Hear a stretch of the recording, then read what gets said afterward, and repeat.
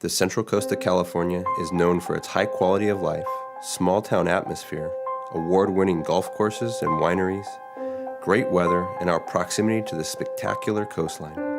But beneath it all, hiding in the shadows, is a sinister culture that infects our communities. Violent criminal street gangs are no longer a problem unique to big cities. They exist right here, among us. They are becoming more organized and bold than ever before. Using manipulation and deception to recruit our youth, these gangs are ruining lives and destroying families. It is time to tell the truth, expose the lies. For many gang-involved youth, their lifestyle is a life facing bars.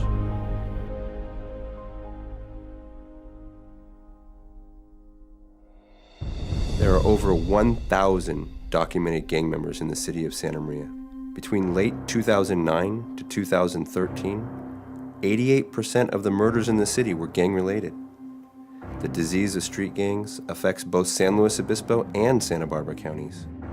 There are organized criminal street gangs in Paso Robles, Nipomo, Oceano, Guadalupe, Santa Maria, Lompoc, Carpinteria, Goleta, and Santa Barbara.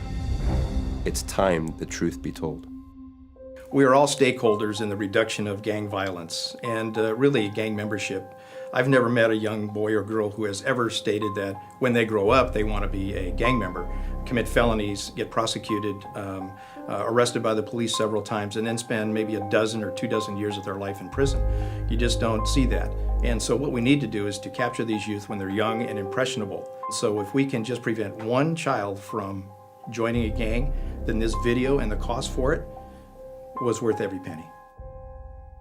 It is our goal through this documentary to raise awareness about the gang problem on the Central Coast. First, you will hear gang members expose the truth about their lifestyle. Then we will help you understand relevant gang laws and show how gang involvement affects families. Lastly, we will emphasize how education can lead to a better future.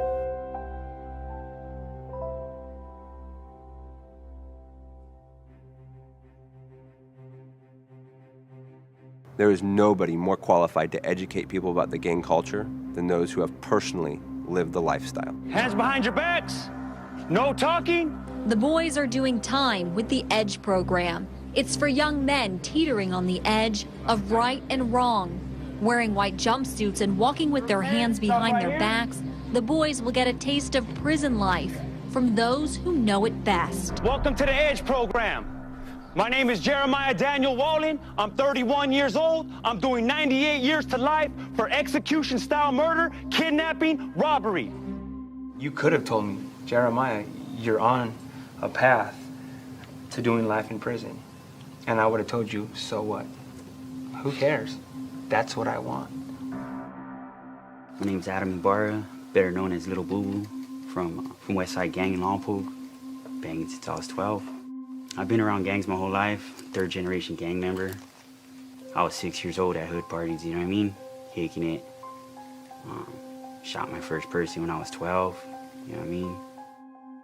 I'm 28 years old right now, and out of those 28 years, I've been locked up for about a good 15 of them, you know, in and out.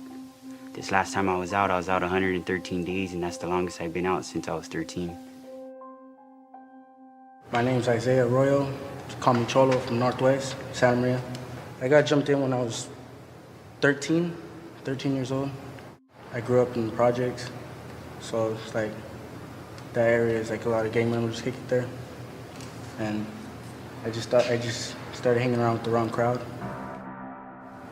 Like, they carried themselves like if they were better than everybody, and like, for some reason, like, to me, it seemed like they had all the respect, and like that's what I needed to be. Like, I wanted to be like them. My name is Ronnie Claiborne. Call me Disciple for Nipa's Gangsters. I was 12 when I got jumped in. My mom worked out of town like 6 days a week, and my stepdad was Tinker, Jesse Maldonado for Nipa's. So her being gone and me being by myself, I was always right there with him, you know, and he always had all the older homies over and their kids and so on and so forth. My charges are carjacking, extortion, home invasion, robbery, gang enhancements, participating in a criminal street gang. for the further advancement of criminal street gang. And I was looking at approximately 20 to life. Arthur Nevarez, Isai Familia, Santa Bruta, Santa Barbara. When I was a kid, there wasn't a lot of, I was with my mom, there wasn't a lot of parental supervision, so it was a lot of surviving upon myself, which exposed me to criminal activity. I'm 39 years old. I first got taken into custody at the age of 17. I can't tell you how much I spent in custody. I can only tell you that I've spent about 5 years out of custody since. My name is Jonathan Myers from Santa Maria, from the projects. They used to call me Blanco. I started gangbanging at the age of 12. Just saw my friends, and I saw like older friends. Like I just saw them, like what it got them. I thought like you would be somebody, just beating people up, jumping people, just going with my homies when they would shoot at people, joining a gang. Thought I'd gain you power, respect. Them low-life drug addicts don't care about you, and they're not your friends. Because what type of adult, knowing the consequences, gives kids drugs and guns and watches them throw their whole life away? Just because they made it through their life away, they want to see you do the same with yours. Are those the type of people you look up to and want to grow up to be like? No. I hope not. I threw my whole life away supposedly for the hood, and let me tell you what, I didn't get nothing for it but life in prison. And all the homies that were supposed to be there for me, they all forgot about me. If you truly think that there's loyalty in street life, you're in an illusion. You're in a very, very deep, deep illusion. Because at the end of the day, it's every man for himself. What I would tell kids that want to be a gang member and they see all the money and the girls and the fame, it's all a mirage, you know? Your homies don't really care about you. You're in jail, you're sitting there with nothing, no soap, no hygiene, no deodorant, not even some toothpaste to brush your teeth. It all hits you. It's all a mirage, it's fake. They don't really love you, your family loves you. They're the only ones that's really gonna be there when it's all said and done, you know? Loyalty is non-existent in the gang. But active gang members will tell you otherwise. Active gang members use the word loyalty, and these kids feel really attracted to this lifestyle. Oh, wait a minute, there's loyalty here, but there's not.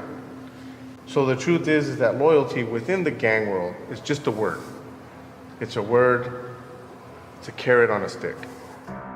If someone from your neighborhood messes up, or even if it's your brother, a cousin, or your own father, they're gonna send you to take care of them. What you think about that, young man? Are you ready to kill your own family?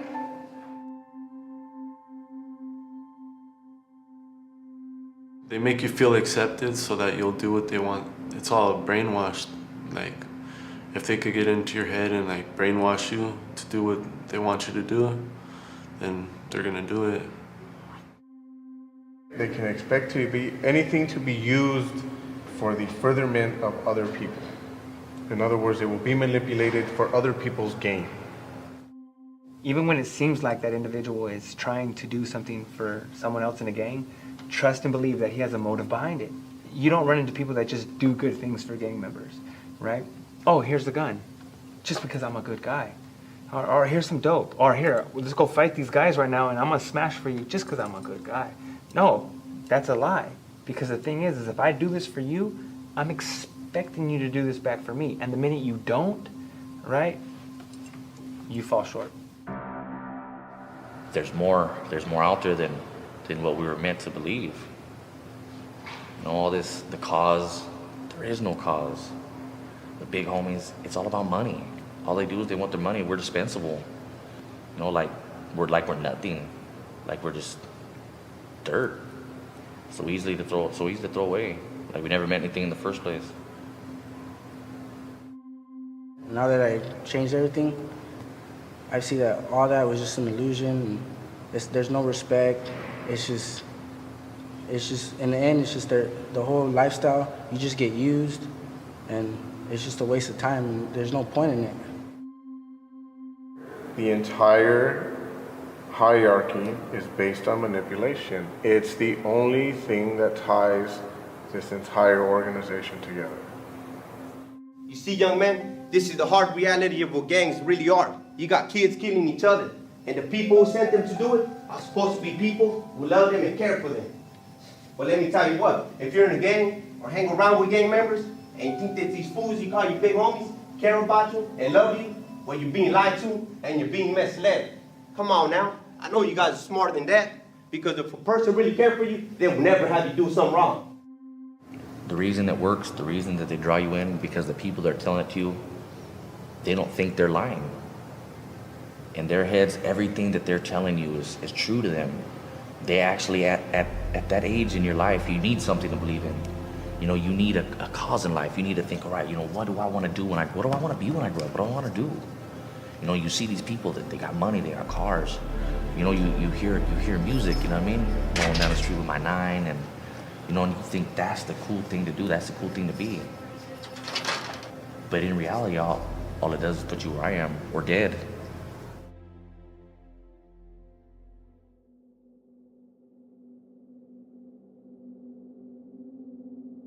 The Honorable Rogelio Flores is one of the most respected judges sitting on the bench in Santa Barbara County. You know, I didn't write the laws. You didn't write the laws. But John Q. Citizen out there, you know, mom and dad who are in the house and who get their alarm system and they're afraid and they're locked up in their houses, who vote, right? They're the ones that say, you know what, we're sick and tired of gangs. We're tired of it.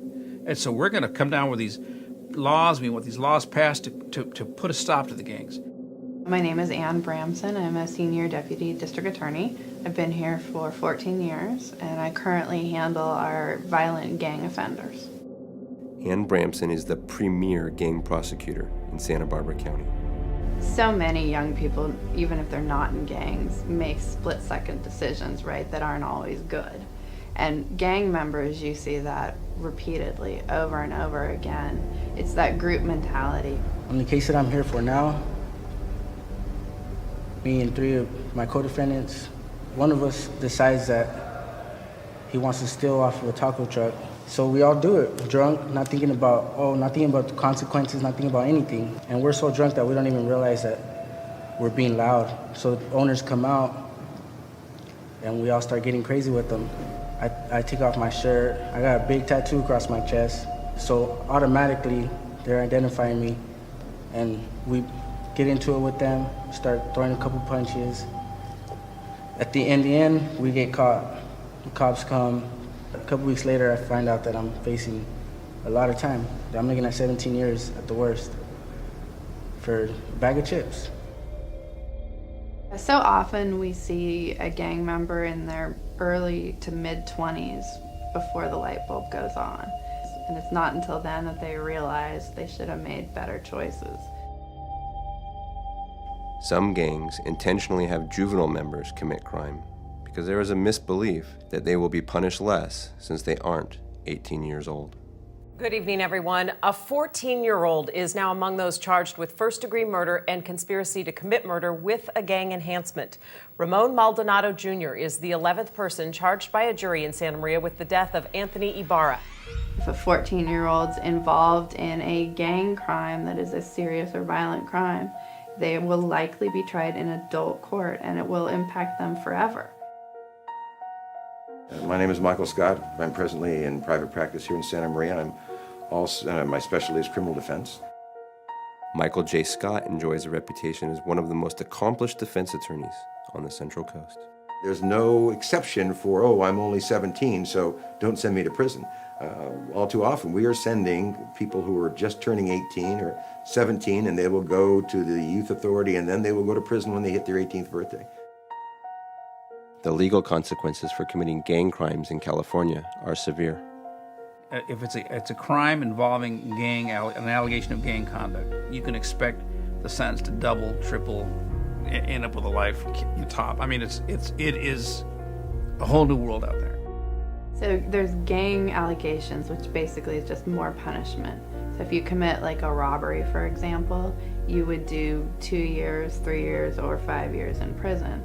However, if you commit it with a gang member, even if you're not a gang member, you'd add an extra 10 years to that sentence. So the gang sentencing makes a tremendous difference in the amount of time you're gonna do in prison. Whenever you get busted, you may think it's small, like stealing something. They could just say it was for the benefit of a street gang. It could possibly, potentially lead to life, 10 years, 15 years. Yeah, it's not a joke. I can think of an example with a gang member named Derek Bullet Zermino. He felt disrespected by somebody driving down the street, and he threw the beer bottle at the person who had just gotten out of his vehicle. And for that conduct, it's assault with a deadly weapon, even though it's a beer bottle. And he was looking at a maximum of 18 years in state prison as a gang member who committed the assault with the beer bottle. You don't have to actually be a gang member to be charged with a gang allegation.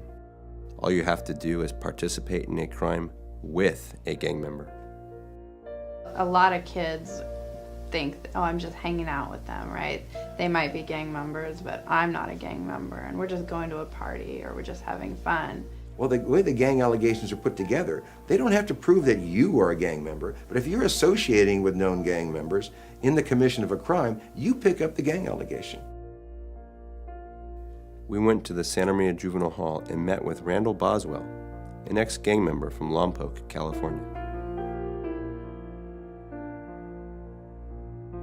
I wake up, staff opening our door, and just putting on this jumpsuit, just another day locked up, going to the table, eat breakfast, take our 10 seconds.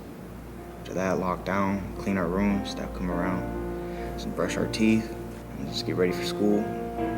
After that, lock down, usually I work out after school, go back to my room, probably read or sleep until come out for day room, watch some TV, write a letter, some girls, our family, you know what I mean? Then lock down, get our snacks, lock down, brush our teeth again. It's a night, it's a day.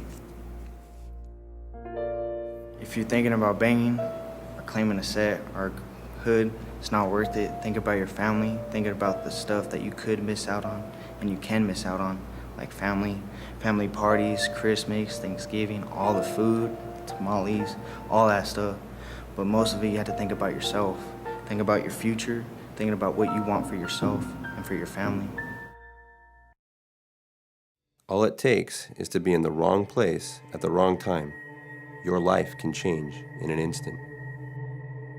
Joseph De Leon was a hardcore Northwest gang member, and we went to go, well, the lady that was with us went to give him a ride, and when we were leaving the house, we got pulled over by the cops and got in a high-speed chase, and he ended up shooting at the police 3 times. And I got arrested for 5 counts of attempted murder, 5 counts of drive-by, 5 counts of shooting from a vehicle, and possession of methamphetamine. I was looking at life in prison. Looks like the back rear passenger is trying to... He just shot at fire. Firing at him. He's firing at me. Shots fired. Natural and probable consequences says that if you start out to commit a simple crime, petty theft, a simple battery, a misdemeanor, and in the course of that crime, a more serious crime is committed by one of your companions, then you could be liable for that more serious crime, up to and including murder. A good example, fairly recent, in the last few years, there was a homicide in Guadalupe, and a Santa Maria gang member was in Guadalupe to visit friends and family. He went to a convenience store there, and Guadalupe gang members happened to see him in the neighborhood. They confronted him and challenged him to fight. And in the course of that, one of the young men who surrounded him had a knife, unbeknownst to his companions, and stabbed the gentleman to death. He died. All of those people, not just the person with a knife, were charged with first-degree murder. Gang members face many difficulties when they enter the courtroom. The gang allegation from a defense perspective is devastating for a number of reasons. One, when you're picking juries don't like gangs. Have you ever tried to convince 12 people that you're a good guy, but you can't think of nothing to say about yourself? You know what I mean? I couldn't, there's nothing that I could do to show that I was living a positive, productive life in society. Second issue from a defense perspective is all those little things you did as a kid. I guarantee you the gang expert for the prosecution is going to get on the stand, and every time you got in trouble, or even didn't get in trouble, but were with somebody who did get in trouble, they're going to recite all those instances to that jury, and you're going to look bad to that jury. So from a defense perspective, they're very difficult to defend because the prosecution can introduce all this evidence that doesn't come in a non-gang case, and it works to the detriment. And it makes it tougher to defend gang crimes and individuals charged with gang crimes. It's crazy nowadays because if you do something that's gang related, automatically the law is gonna be on you, and there's really no way around it.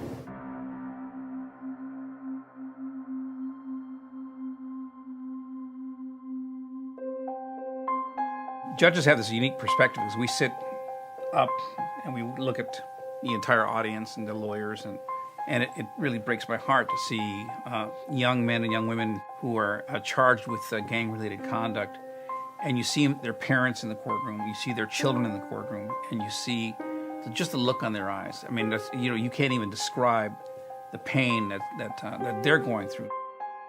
I got 3 kids that hardly know me. You know, I got a wife right now that's on the verge of leaving me. You know, because I mean, how can I expect her to go through this? They didn't do anything wrong. What did my kids do wrong?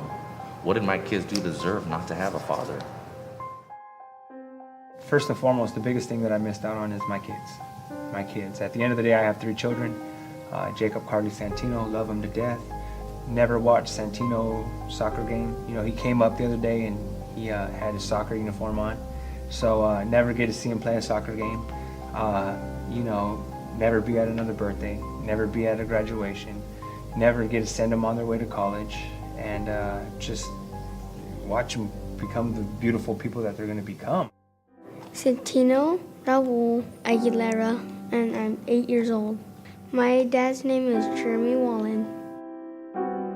The worst part is that he's in jail, and I don't get to see him that much.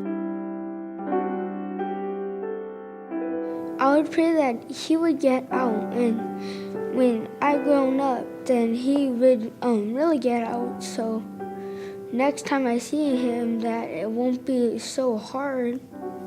It's just gonna be me and him.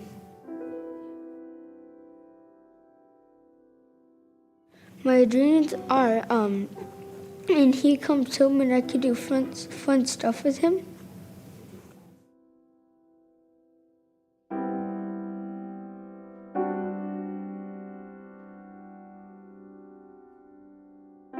Was it worth it? No, it wasn't. Tell me about that. Well, I have children. When I left this last time, my son was 4, my twins were 3. I've missed out on everything, even waking up with them in the same bed. You leave behind children when you go to prison. When a person is killed, he or she leaves behind their parents often, their brothers, their sisters, their loved ones, and all of those people have tremendous emotional damage. People convicted in the 2010 murder of 15-year-old Destiny Myers will be going away for life. Let's get you up to speed on this. Rhonda Wistow and her son Frank York were found guilty of first-degree murder, conspiracy to commit murder, kidnapping, and torture. They were sentenced today to life in prison without the possibility of parole. Destiny's beaten and burned body was found in a shallow grave near Santa Margarita in September of 2010. Destiny was a very high-strung child. Destiny had a mind of her own. She got caught up in a world that she didn't know how to get out of, and she was on the streets, and she always told me, "Grandma, my homie's got my back. Nothing's ever gonna happen to me." That was one of her key things to Grandma. "It's okay, Grandma, it's okay, I'm gonna be okay." Obviously, it hasn't been okay. It wasn't okay. It's devastated our family, it's destroyed our family. Ultimately, you're not invincible, and you're gonna die if you don't stop doing what you're doing. And I think that's the part that we've had to learn so hard is the fact that you don't stop. We lost our precious 15-year-old granddaughter, daughter, friend to so many people. Little girl, she was just a baby and they took her from us. These gangs took her from us. Reputation is absolutely important amongst gang members. Gang members will go as far as to take a life of another individual in order to protect that reputation. Pues yo precisamente el día 10 de diciembre, que fue el último día que pues tuvimos en reunión, el día de mi cumpleaños, lo que se me extrañó que él casi nunca se arrimaba para retratarse con nosotros. Estaba con nosotros en los bares, pero... Y ese día se arrimó él a retratarse conmigo.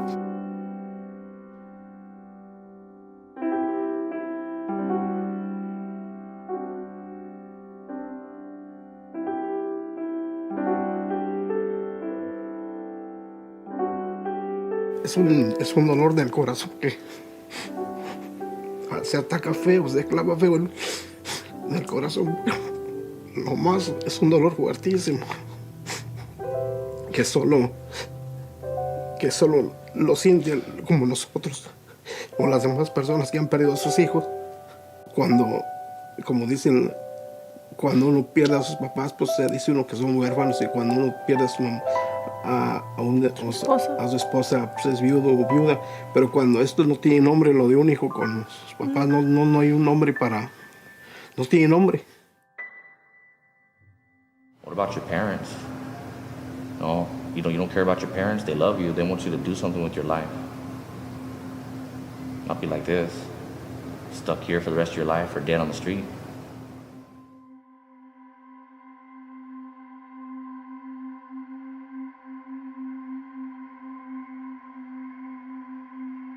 A lot of the kids that I grew up with that joined the gang, they had a lot of potential, but it's just the lifestyle that we live, it's just, it all goes to waste. I wish that I would have tried harder when I was growing up, tried harder to make something of myself. What a lot of our young people do today is the same thing that I did when I was young. I was on the tracks, and that's a term that I use with young people today. If you don't want to get hit by the train, stay off the tracks. Kids, when you're a young age, I hope you guys talk to your teachers more, get involved in school, play a sport. You know, I was good in sports. You know, I had everything going for me, but I chose to live a different lifestyle. And here I am, 34 years old, trying to make a life of myself now.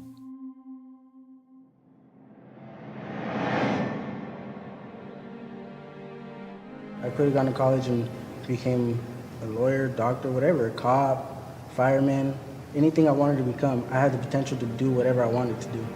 But I threw all that away just because I wanted to be in a gang.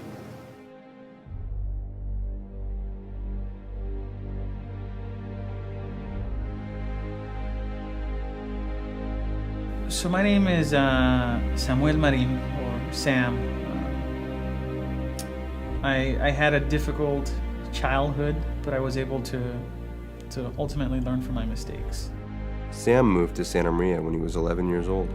His parents had just split up, and his father had just been sent back to prison.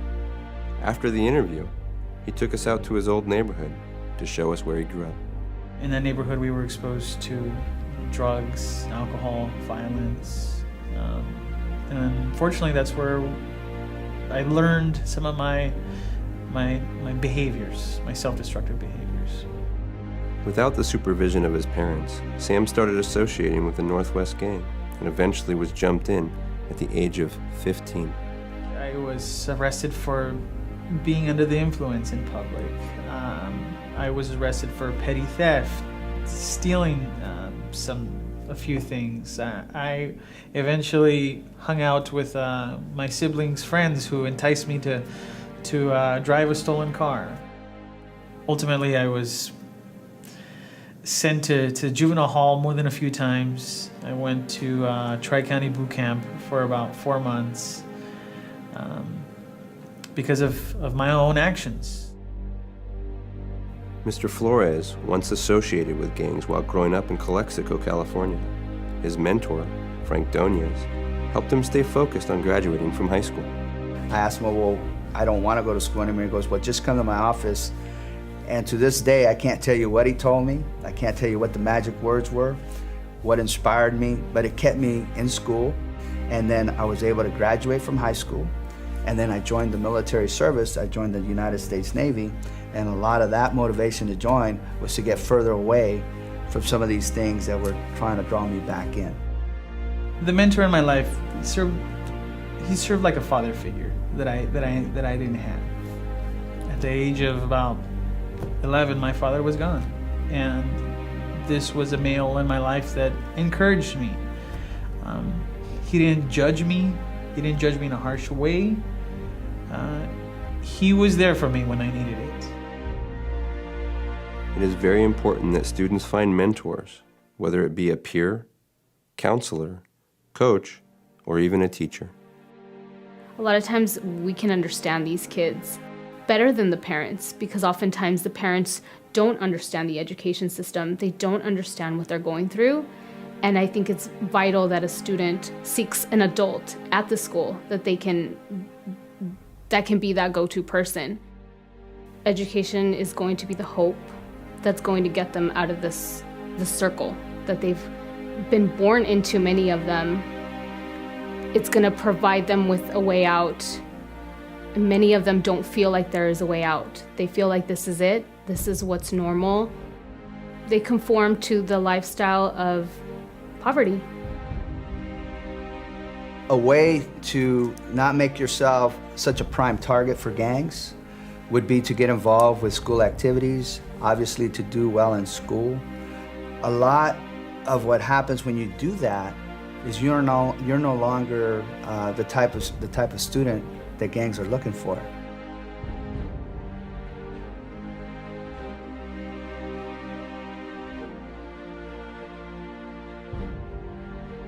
After Sam graduated from Santa Maria High School, he received his AA degree from Allen Hancock College. Then he got his bachelor's degree in legal studies from Chapman University. Furthering my educational career, I've had the opportunities to do a lot of things that I enjoyed. I've volunteered in the legal field and have worked in the legal field, which I've really enjoyed. I've had the opportunity to travel. I went to China in 2008. Education has helped me see that there's a better future with the more education you obtain and a higher income throughout the rest of your life. And that's why I'm in the process of earning my paralegal degree.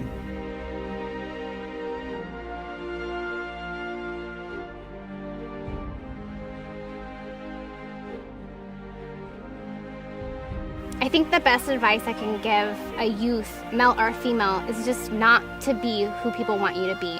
Be who you want yourself to be. Krista works at the YMCA in Santa Maria and encourages youth to join in their internship programs to be mentored in a positive environment with their peers. It's mentors working on with peers. It's just peer on peer, and they just feel that sense of belongingness, or that sense of pride. They develop that self-worth, that spark that youth need. Become an individual. Become a little selfish. Become a leader. Think about yourself.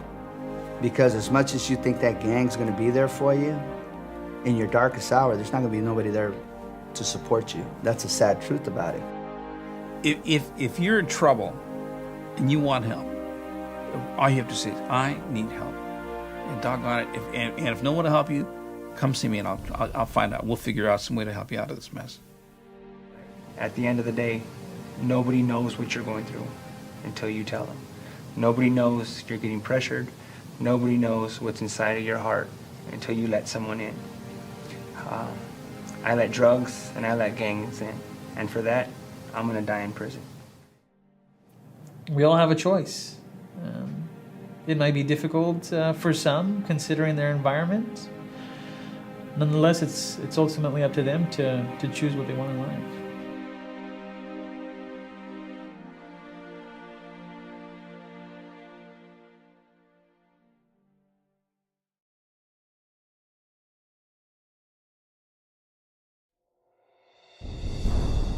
Focus on you, do you, and just think before you act. Think about the consequences. There's nothing cool about this. This life sucks. I have a 13-year-old son. I don't want him to be like me. If you get involved in these gangs, you're going to spend a lot of time behind bars with other guys, okay? Not doing the sort of stuff you want to do, not hanging with the people you want to hang with, and it is a big price to pay. I always told the kids, stop, think, and choose. Because once you've made the wrong choice and you've crossed over that line, there's no turning back. You only have one life. And while we all do mistakes and we can have a second chance, know that if you get involved with gangs, you may not get a second chance. The life that they were born into is not the life they have to live. They can change it. And education is going to be their only way to be able to change it.